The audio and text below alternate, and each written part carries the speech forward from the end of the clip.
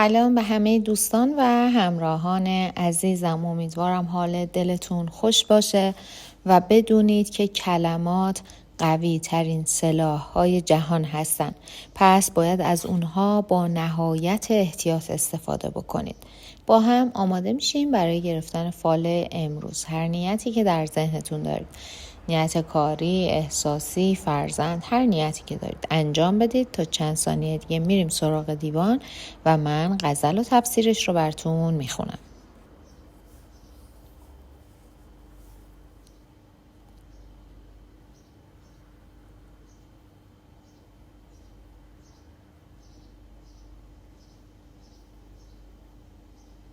خب دوستان، اگر نیتاتون رو انجام دادیم با هم ببینیم حافظ امروز چطور ما رو راهنمایی میکنن.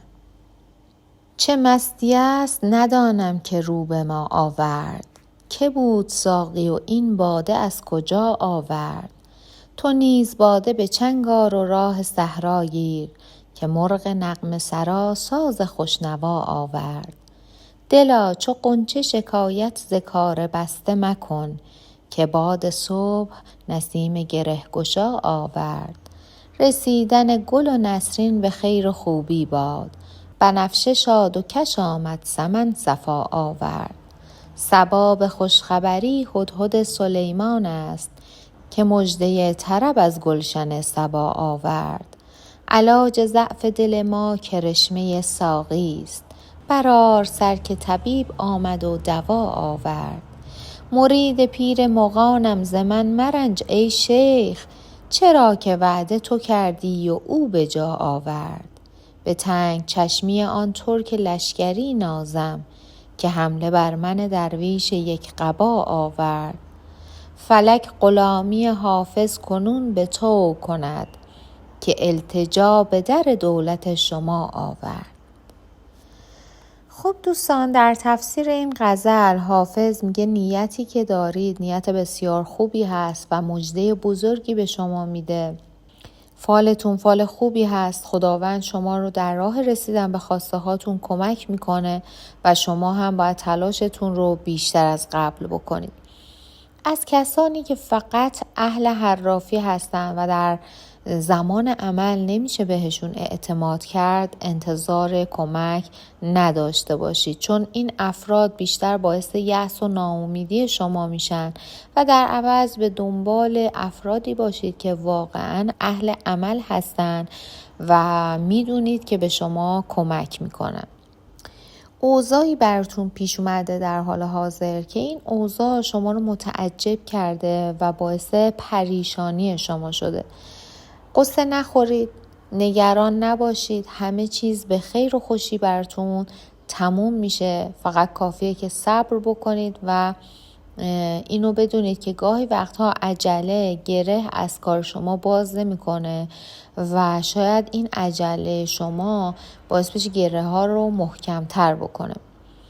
همونطور که گفتم خبر خوشحال کننده در انتظار شما هست که با شنیدن این خبر رنج، ناراحتی و بیماری بهبود پیدا میکنه. ولی اگر در این مورد در مورد نیتتون نذری داشتید، حتما نذرتون رو ادا بکنید. قول و وعده‌ای که دادید رو به جا بیارید.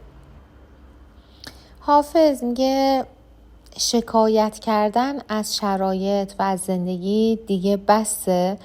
به زودی شخصی یا موقعیتی به شما رو میاره که گره گشای کارهای شما هست، مرهمی روی دردهای شما هست و درهای بسته رو به روی شما باز میکنه، راههای جدید رو مقابل شما قرار میده و باعث سعادت شما میشه. دوستانی که نیت کاری داشتن، حافظ میگه سعادت به شما رو میاره. خودتون یا خانواده‌تون از یک موفقیت عالی برخوردار میشید. اگر در مناقصه یا در معامله اقدام کردید و شرکت کردید، به نفع شما همه چیز پیش خواهد رفت. در امور تجاری هم برای شما پیشرفت‌های زیادی دیده میشه. و دوستانی که نیت تحصیلی داشتن یا نیت مهاجرت داشتن، اگر وقفه‌ای در کارتون افتاده، اگر گره‌ای در کارتون هست، این وقفه و این گره براتون هموار میشه و پیشرفت هایی که مد نظرتون هست حاصل میشه. موفقیت در انتظار شما هست و بدونید که همه چیز به بهترین شکل ممکن براتون رقم میخوره و راه ها براتون باز میشه. دوستان، حافظ میگه اخیراً کارهایی رو انجام دادید که از شما بعید بوده و همه رو به تعجب واداشته. درسته که همه در مقابل شما سکوت کردن، چیزی رو به روی شما نمیارن و انگار اتفاقی نیفتاده، اما در واقع همه نگران شما هستن. بهتر کمی به خودتون بیاید، اینقدر بیهوده خودتون و دیگران رو عذاب ندید و کارهایی که در شأن و شخصیت شما نیست انجام ندید و ازشون دوری بکنید. ادامه این راه و ادامه این کار به جز درد و رنج و عذاب برای شما چیزی نداره. دلهره ها و وسواس بیجا رو از خودتون دور بکنید. از نعمت هایی که خداوند در اختیارتون قرار داده استفاده ببرید و به راه راست، به راه درست خودتون برگردید.